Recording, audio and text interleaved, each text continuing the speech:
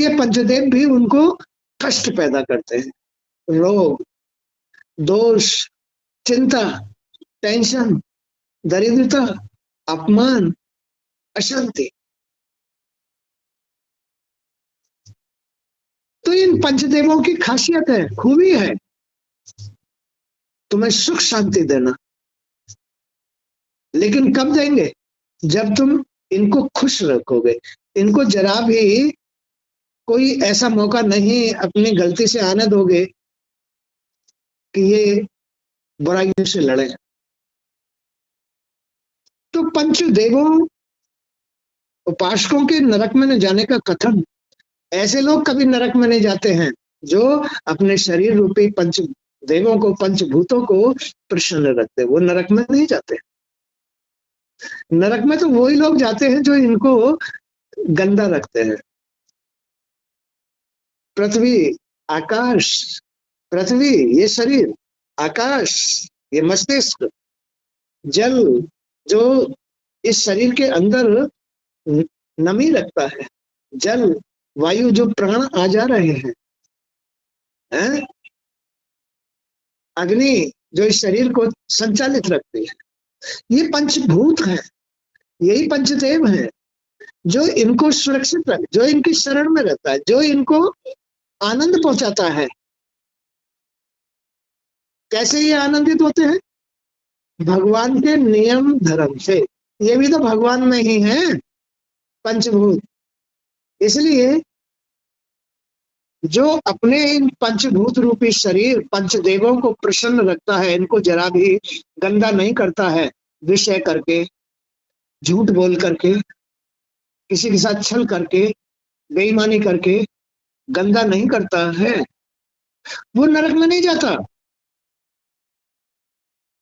वही लोग नरक में जाते हैं जो अपने पंचभूतों को कष्ट देते हैं।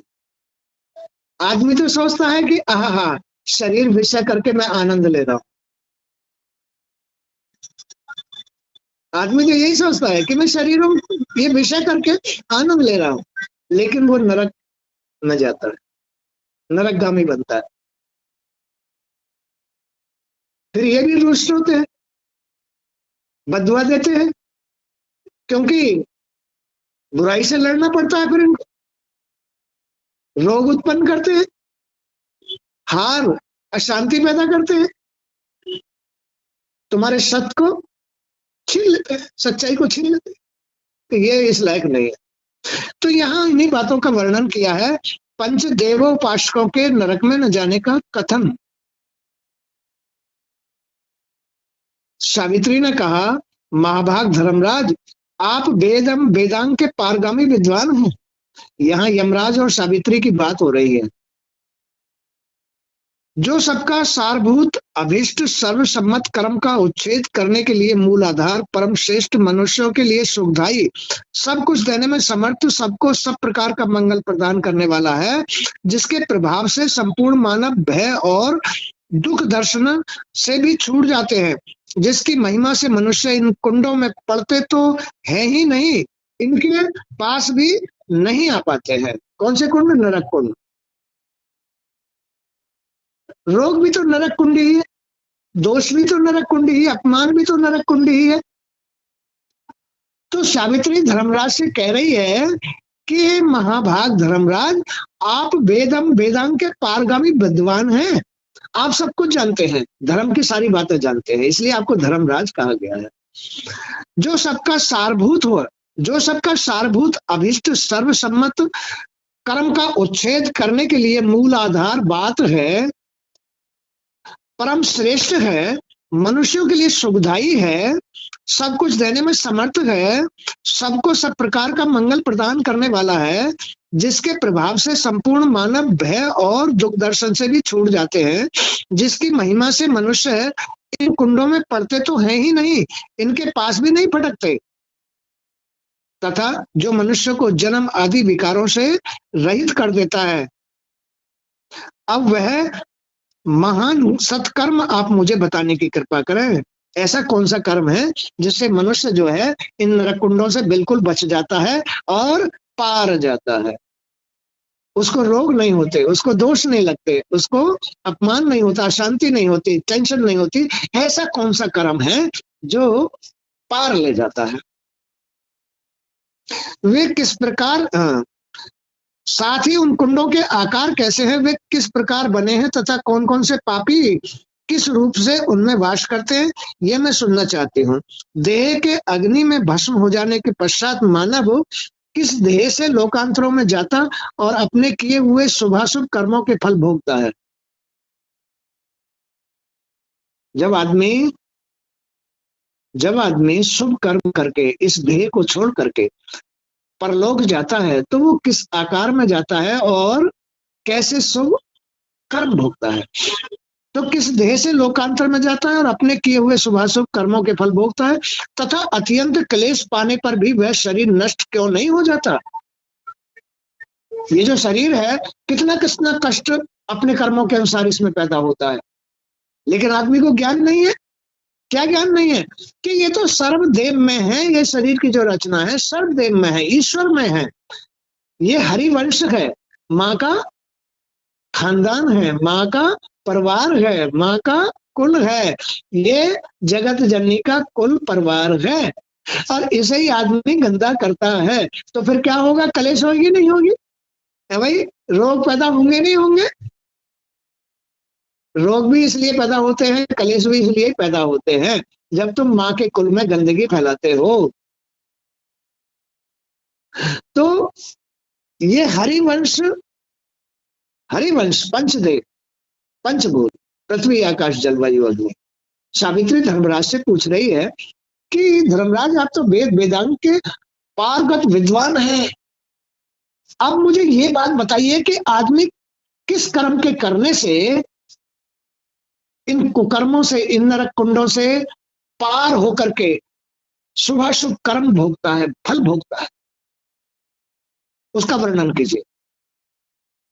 तथा अत्यंत कलेश पाने पर भी वह शरीर नष्ट क्यों नहीं हो जाता? ये जो शरीर है फिर भी नष्ट क्यों नहीं होता है? इतने इतने कष्ट पा लेता है, एक्सीडेंट खा लेता है, टांग टूट जाती है, रोटी नहीं मिलती है, फुटपाथ में पड़ा रहता है, सर्दी में पड़ा रहता है, गर्मी में पड़ा रहता है, और बहुत सारे कलेश भोगता है, लेकिन फिर वो नष्ट क्यों नहीं होता? ये शरीर नष्ट क्यों नहीं हो जाता? सभी बातें मुझे बताने की कृपा करो। मुझे बड़ा अचंबा हो रहा है कि मेरा पति जा रहा है, आखिर ये क्यों जा रहा है, किस कर्म की वजह से जा रहा है? मेरा पति भी जा रहा है और मैं इस बात को जानू भी नहीं कि मेरा पति क्यों जा रहा है, किस कलेश की वजह से जा रहा है, किस कर्म की वजह से जा रहा है। मुझे सब बातें बताने की कृपा करो। तो भगवान नारायण कहते हैं, नारद, सावित्री के वचन सुनकर धर्मराज ने भगवान श्री हरि को स्मरण करते हुए कर्म रूपी बंधन को काटने वाली पवित्र कथा आरंभ कर दी। ये भगवान श्री नारायण नारद जी को कथा सुना रहे हैं, धर्मराज और सावित्री की। अब भगवान जो है नारद जी को ये कथा सुना रहे हैं कि आदमी का कौन सा कर्म इन कर्म बंधनों को काट देता है, पापों को काट देता है।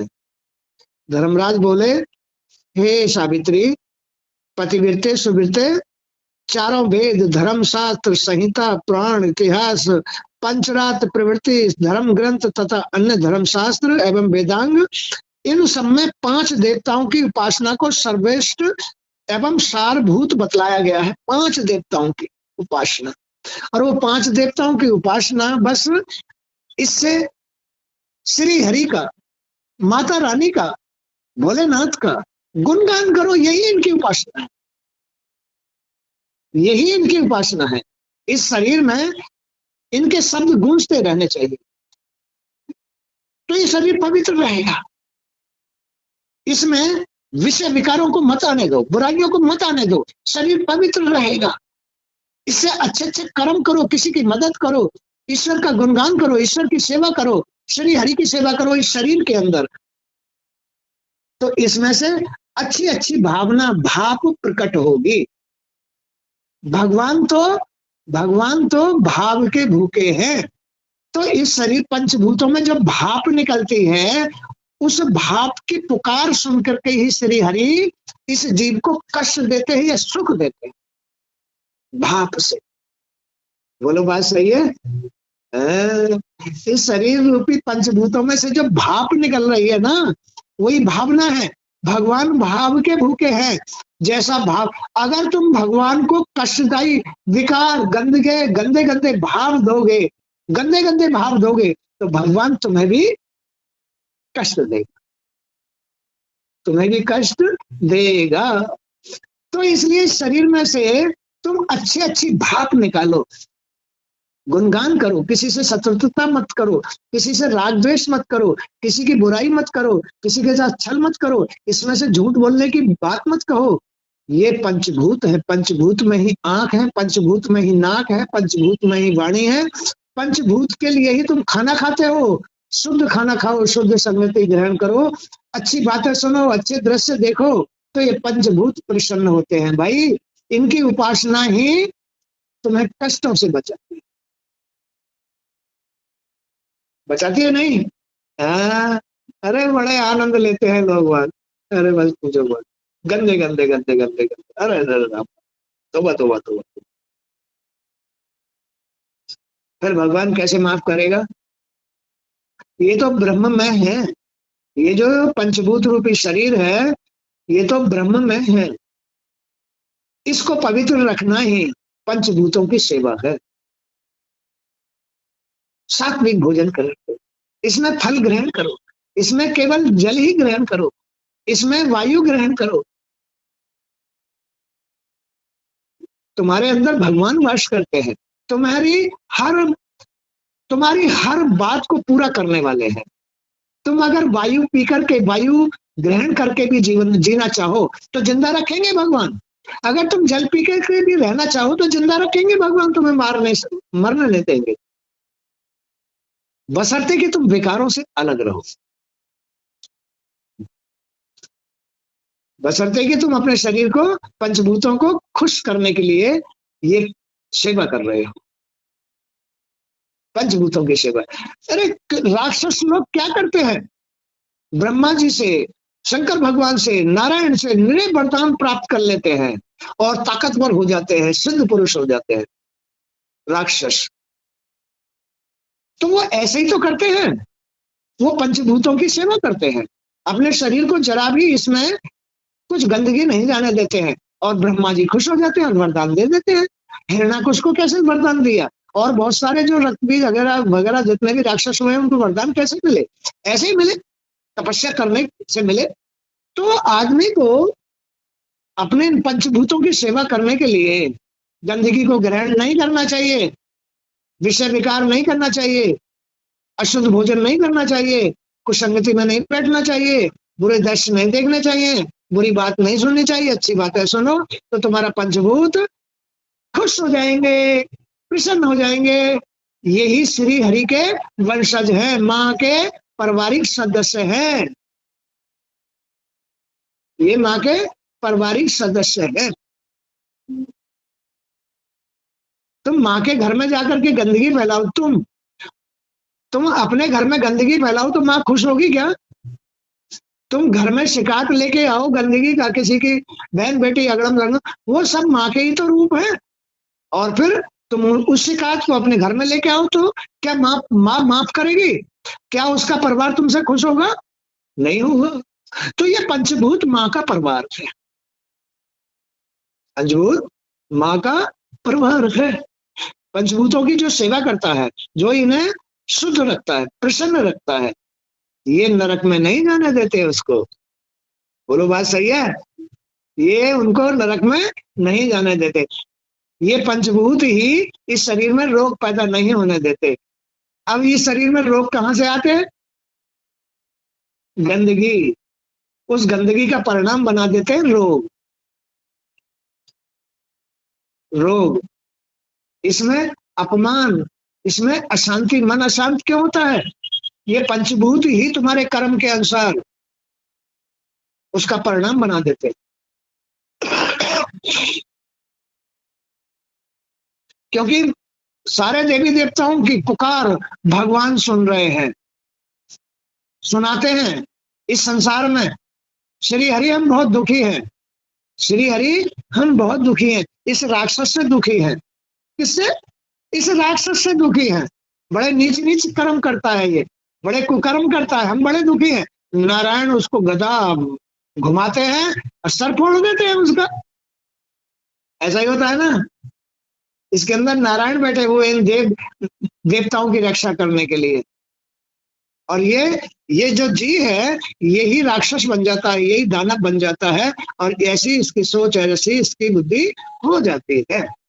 लेकिन इन देवताओं को, इन पंचभूतों को बचाने वाले श्री हरि इनके साथ बैठे हैं, उनके वंशज हैं ये।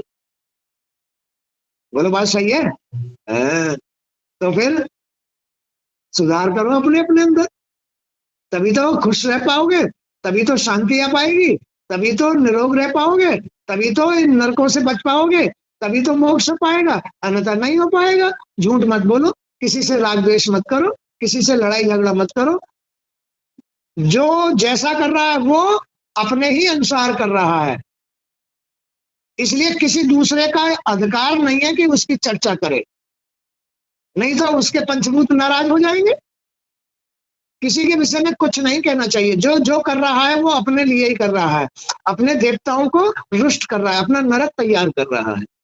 इसलिए जो नरक में जाने की तैयारी कर रहा है अज्ञानता में, वो खुद है जी, उसका जी नरक में जाने की तैयारी कर रहा है। भगवान उसे नहीं बचाएगा, भगवान उसके भाव के अनुसार ही तथास्तु कह देगा। जाओ, जब जा रहे हो तो जाओ, नरक भी देखियो, नरक भी देखियो। ये खेल है।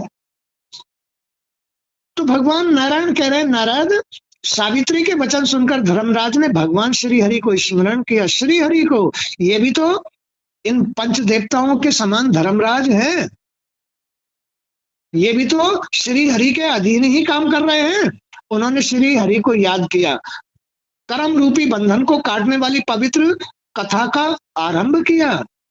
क्या धर्मराज क्या कह रहे हैं? हे पतिव्रते सुवीरते सावित्री, चारों वेद, धर्म शास्त्र, धर्म संहिता, पुराण, इतिहास, पंचरात प्रवृत्ति, धर्म ग्रंथ तथा अन्य धर्म शास्त्र एवं वेदांग, इन सब में 5 देवताओं की उपासना को सर्वश्रेष्ठ एवं सारभूत बतलाया गया है। 5 देवताओं की उपासना को, जिसका घर पवित्र है, इसका मतलब उसके पंचदेव प्रसन्न है, 5 देवता प्रसन्न है, पवित्र है, तब उसका घर पवित्र है, अन्यथा नहीं होगा। घर में हाय तोबा मस्ती रहेगी,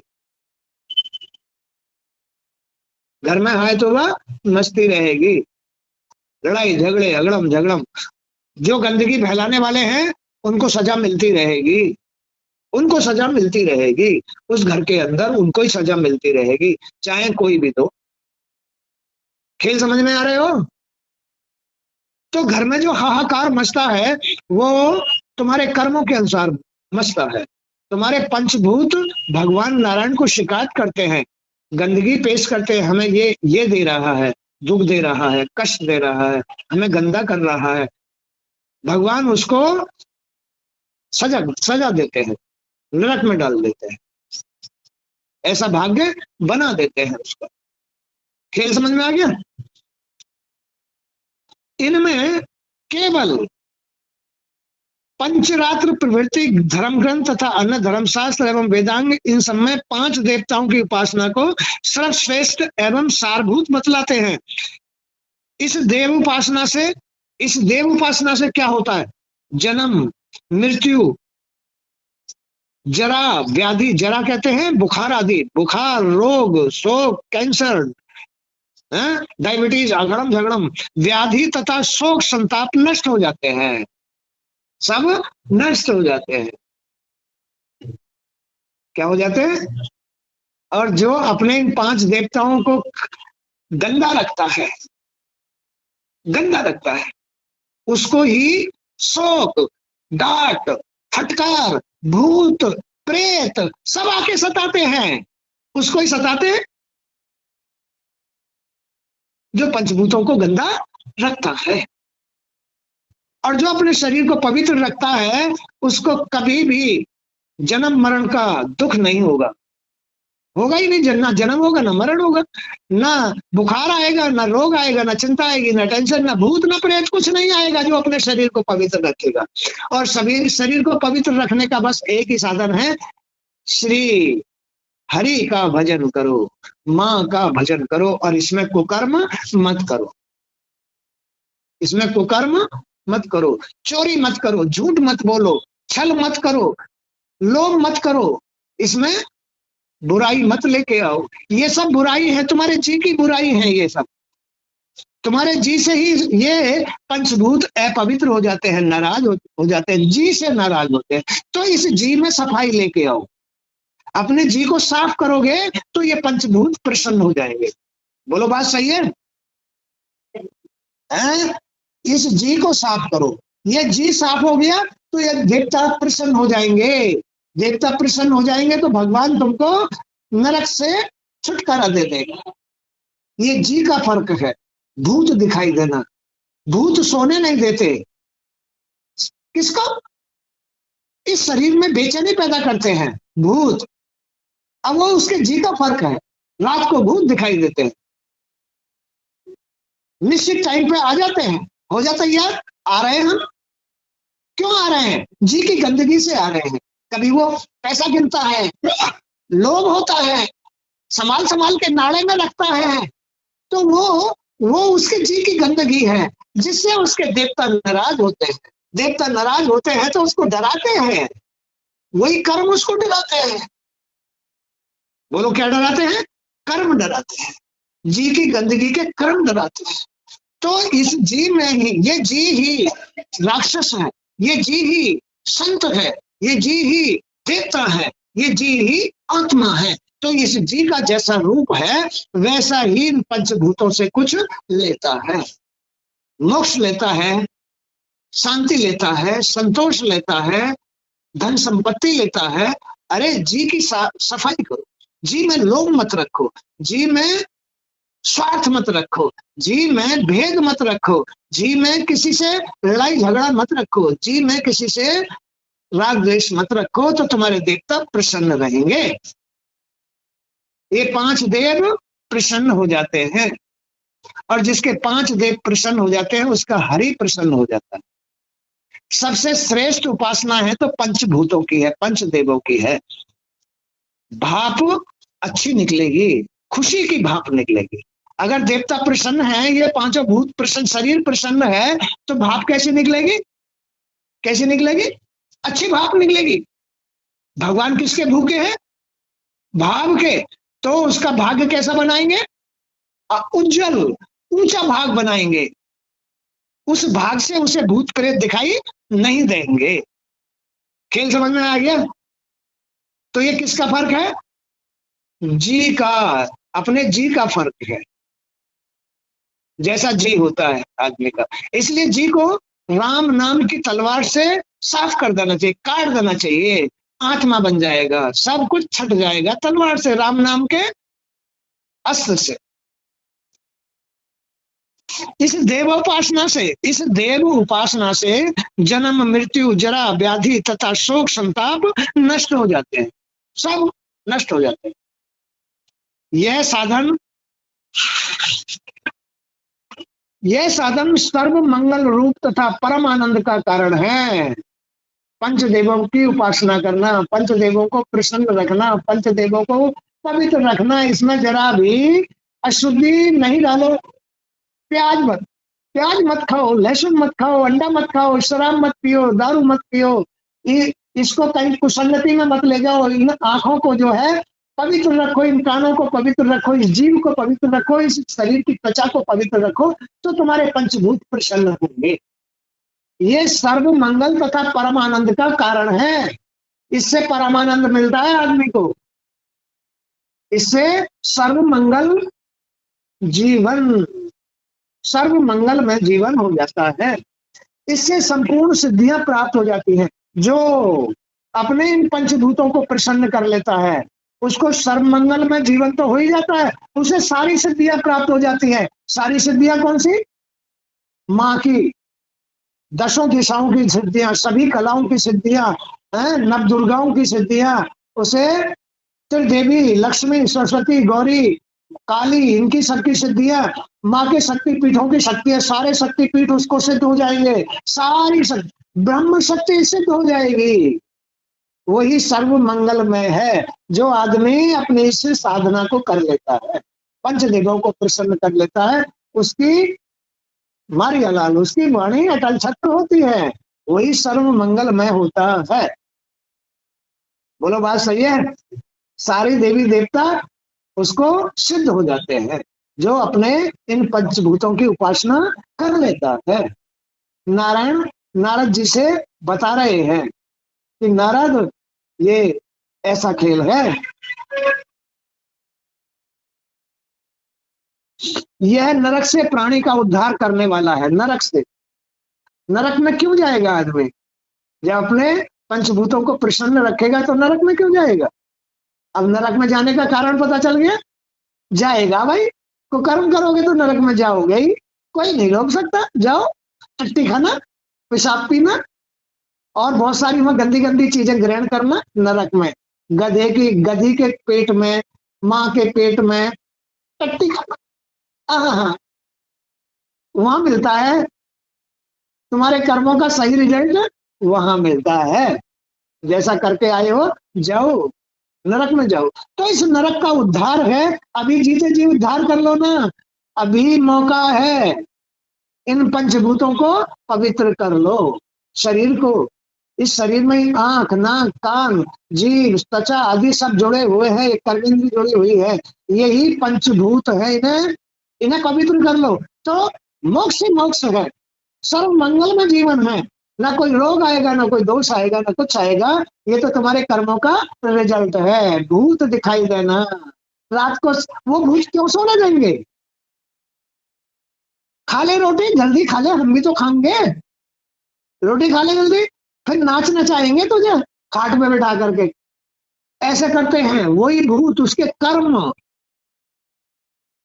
जी को चैन नहीं लेने देते, जी को शांत करते हैं, चारपाई पे नहीं सोने देते, नीचे सुलाते हैं, सो या नीचे, तेने बड़ा हमें है? ये खेल है। तो जाकी रही भावना जैसी, जाकी रही भावना जैसी, तीन मुहूर्त प्रभु की वैसी। प्रभु श्री हरि है इसके मूल, वो उसका परिणाम बना रहे हैं, भाग बना रहे हैं कर्म के अनुसार। तो इसलिए भैया अपने पंचभूतों की सेवा करो, इन्हें पवित्र रखो, इसमें से झूठ मत बोलो, इसमें से लोभ मत करो, इसमें से स्वार्थ मत करो, इसमें से क्रोध मत करो, इसमें से किसी को बंधुआ मत दो, इसमें से किसी को कष्ट मत दो, किसी को कष्ट मत दो इसमें से, नहीं तो तुम्हारे पंचभूत नाराज हो जाएंगे, देवता नाराज हो जाएंगे और तुम्हें नरक में जाना पड़ेगा। इसलिए आदमी को पानी की तरह ठंडा हो जाना चाहिए। कैसा हो जाना चाहिए? पानी की तरह ठंडा हो जाना चाहिए, पवित्र हो जाना चाहिए। जैसे जल पवित्र है ना, ऐसे ही आदमी को ये पंचभूत पवित्र कर लेना चाहिए। अगर स्वर्ग में मोक्ष या मोक्ष करना है तो, अगर कष्टों से बचना है तो, अगर नरकों से बचना है तो, अगर यातनाओं से, पीड़ाओं से बचना है तो इनको पवित्र कर लो। ये सर्व मंगल में आनंद का कारण है।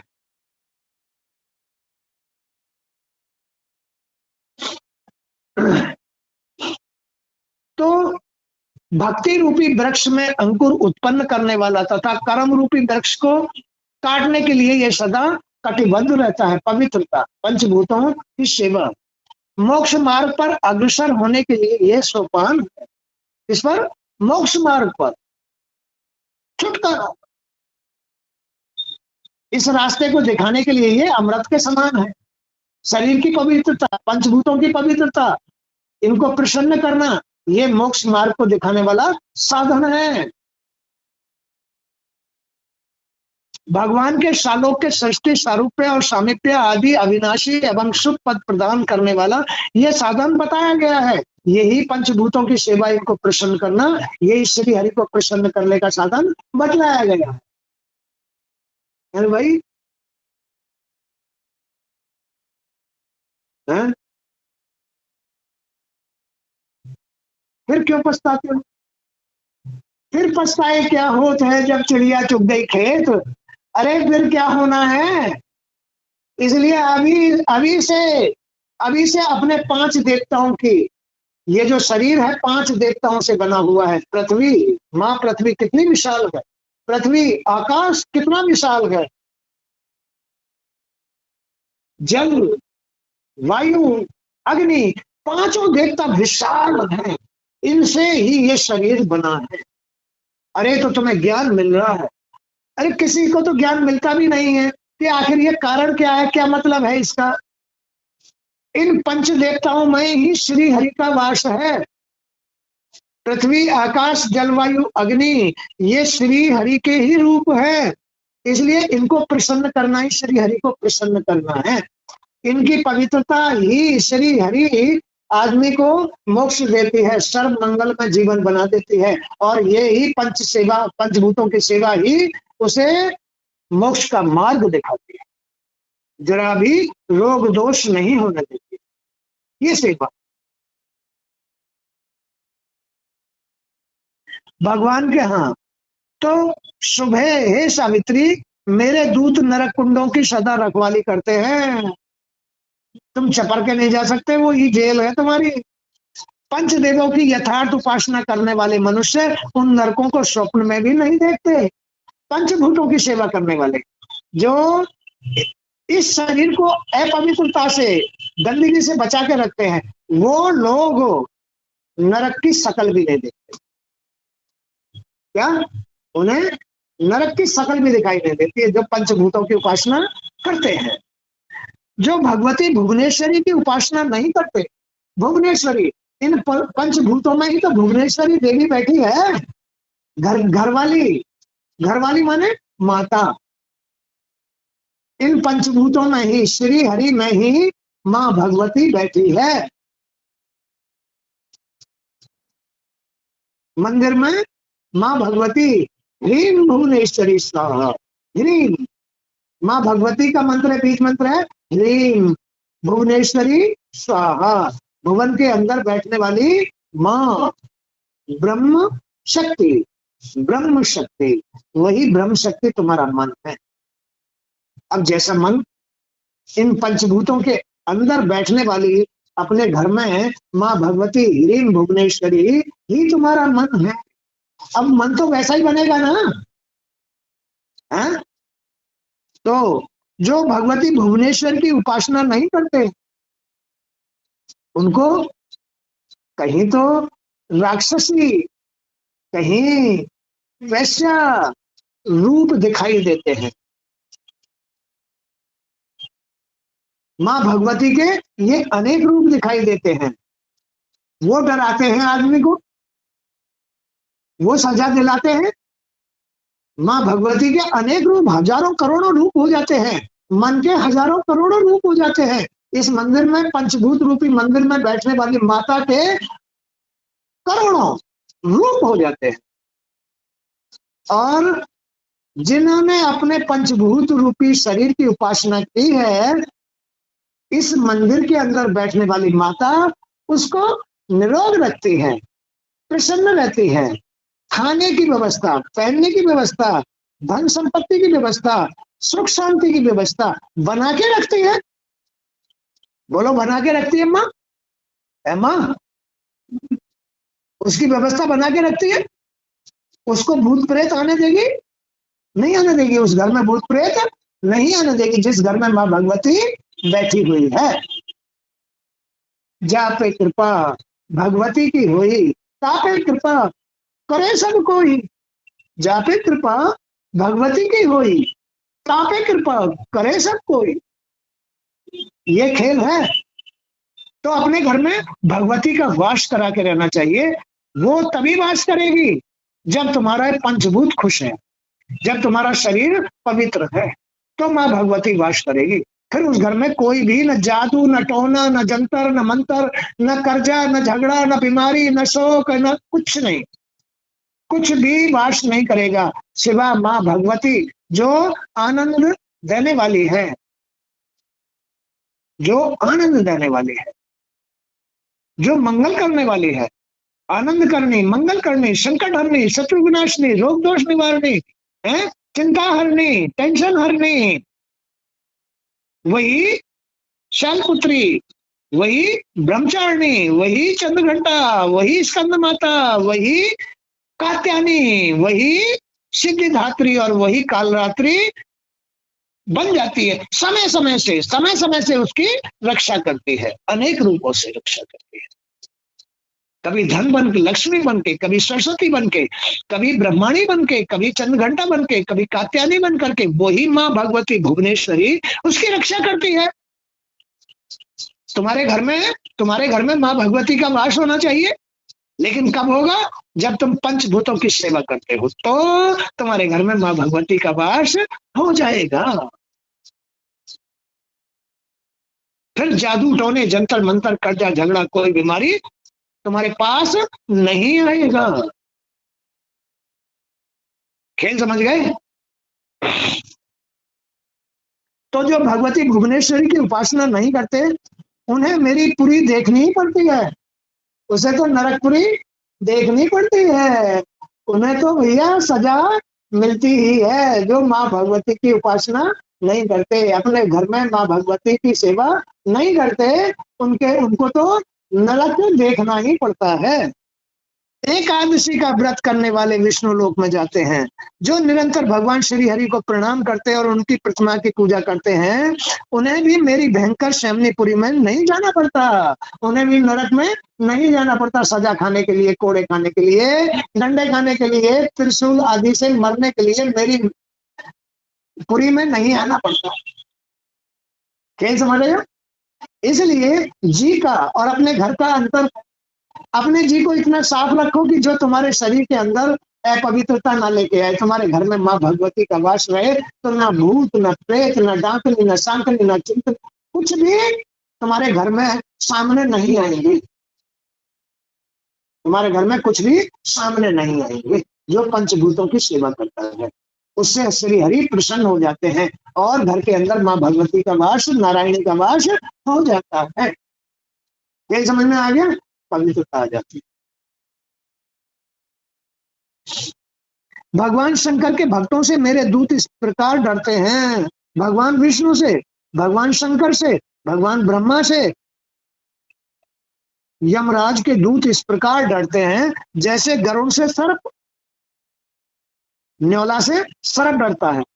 फिर भी वे पास लेकर उनकी ओर जाते हैं, परंतु मैं उन्हें रोक देता हूं। नहीं, ये उनके भक्त हैं, नहीं, वहां नहीं जाना। ये माँ भगवती के भक्त हैं, ये गुरु जी के भक्त हैं, नहीं, ये नारायणी के भक्त हैं, ये देवी माँ के भक्त हैं, इनके पास मत जाना। नहीं जाना, नहीं सजा, तुम भी पिटाई खाओगे। मैं कुछ नहीं कर पाऊंगा इनके सामने, इनके सामने मैं कुछ नहीं कर पाऊंगा। खेल समझ रहे हो? ये खेल है। भगवान श्री हरि के भक्तों के आश्रम को छोड़कर अन्यत्र सभी जगह मेरे सेवक जा सकते हैं। भगवान श्री हरि, माँ भगवती और शंकर भगवान आदि इनके आश्रमों को छोड़कर यमराज के दूत सब जगह जा सकते हैं, लेकिन इनकी जगह नहीं जाते। जिस घर में माँ की जोत जलती है, जिस घर में माँ की उपासना होती है, श्री हरि की उपासना होती है, शंकर भगवान की उपासना होती है, उस घर में यमराज के दूत कभी भी नहीं जा सकते, कभी भी नहीं जा सकते। इसलिए सबको उसकी इज्जत रखनी चाहिए। किसकी? माँ भगवती की इज्जत रखनी, श्री हरि की उपासना करनी चाहिए। इसलिए उसे कभी भी लोभ, लालच, स्वार्थ, अहंकार, क्रोध नहीं करना चाहिए। जा तेरा नाश जाएगा, जा रे तेरा ऐसा हो जाएगा, जा तेरा ऐसा हो जाएगा, ये उसको ही, ये उसके साथ ही छल हो रहा है। किसके साथ छल हो रहा है? कहने वाले के साथ छल हो रहा है। उसके जी की बुराई है, उसके घर में अपवित्रता है, उसके पंचभूतों में अपवित्रता। किस बात की? लोभ की, स्वार्थ की, विषयों की, अहंकार की गंदगी वास कर रही है। इसलिए उसको भूत प्रेत आकर के सताते, उसको सताते। इसलिए अगर इनसे निडर रहना है, और ये कौन है? ये यमराज के दूत। कौन है ये जो आके सताते हैं? यमराज के दूत हैं। किस वजह से आए हैं? उसके प्राण लेने के लिए आए हैं। बचा कौन रहा है? उस घर में किसी की सेवा भक्ति बचा रही है। कौन बचा रहा है? उस घर में किसी की सेवा, किसी की भक्ति, किसी की आराधना उस घर में उस आदमी को बचाती है जो जी से खराब, क्रोधी है, बददुआ देता है, लोभी है, स्वार्थी है। उसके घर में, उसके मन में भूत प्रेत नाचते हैं। क्या नाचते हैं उसके घर में? भूत प्रेत नाचते हैं। तो इन भूत प्रेतों से बचने के लिए श्री हरि की शरण लो। अपने मन को साफ करो, अपने पंचभूतों की सेवा करो, इन्हें पवित्र रखो, इन्हें पवित्र रखो। किसी से इस आंखों से, ये आंख भी तो शरीर से जुड़ी है ना, तो आंखों से किसी को प्रेम से देखो, कानों से सत्संग सुनो, हैं? और अपनी जीभ से चटपने का काम मत करो। शरीर को कहीं बुरी जगह स्पर्श मत होने दो, तुम्हारे पंचभूत प्रसन्न हो जाएंगे। तो फिर इस घर में माँ भगवती भुवनेश्वरी वास कर जाएगी और श्री हरि प्रसन्न हो जाएंगे। तुम्हारे सामने भूत प्रेत कभी भी नहीं आ सकते। ये तो तुम्हारी कमी से आ रहे हैं, जी की कमी से आते हैं। बोलो किससे आते हैं? किससे आते हैं माँ? अब भी नहीं मानेंगे, अभी भी नहीं मानेंगे, क्या खबर।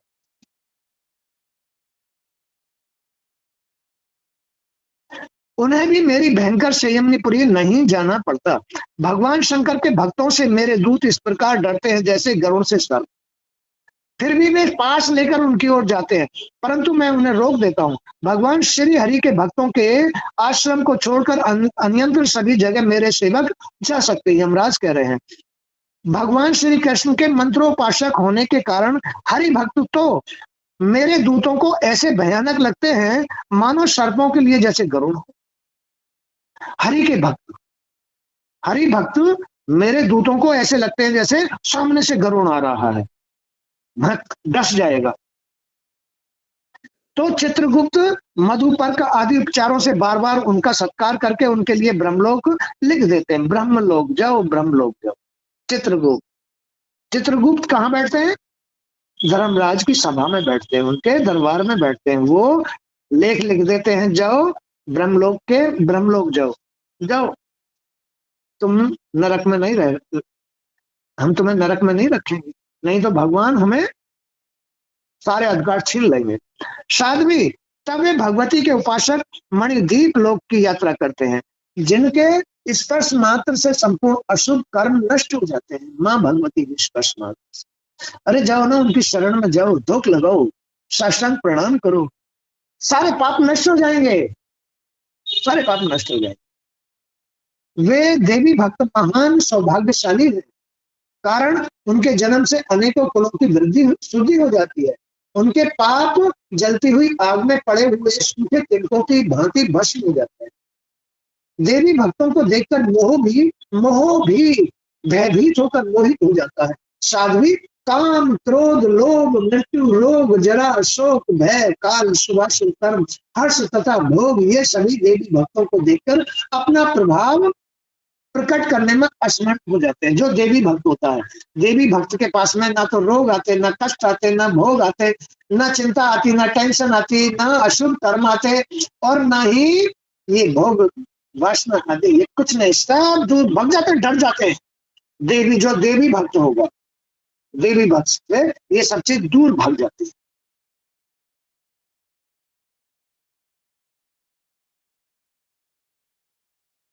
खेल समझ में आ गया? तो इसलिए सबसे श्रेष्ठ है अपने पंचभूतों की उपासना। इनकी उपासना कर ली तो सबकी उपासना हो गई।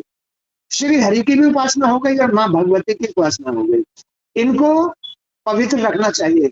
देखने मात्र, सुनने मात्र, सूंघने मात्र, चखने मात्र, स्पर्श मात्र, हर तरह से इनको पवित्र रखना चाहिए। तो तुम्हारा घर पवित्र रहेगा, तो तुम्हारे मन में पवित्रता रहेगी, माँ भगवती वास करेगी। ये माँ, मन की पवित्रता माँ भगवती का वास, जिसको श्री हरि बिठाते हैं उस घर में। यही नारायणी है, यही लक्ष्मी है, यही तुम्हारी वाणी पर सरस्वती है, यही दसों दिशाएं हैं, यही नव दुर्गाएं हैं, यही माँ के शक्तिपीठ बन जाते हैं। सब कुछ तो तुम्हें सारी सिद्धियां प्राप्त हो जाती है, फिर कष्ट नाम की चीज कहाँ रह जाती है? मोक्ष के द्वार खुल जाते हैं। बोलो बात सही है? आज का सत्संग भी यहीं तक। जय श्री कृष्ण। हे गोविंद श्री हरि आपके चरण प्रणाम स्वीकार करो भगवान।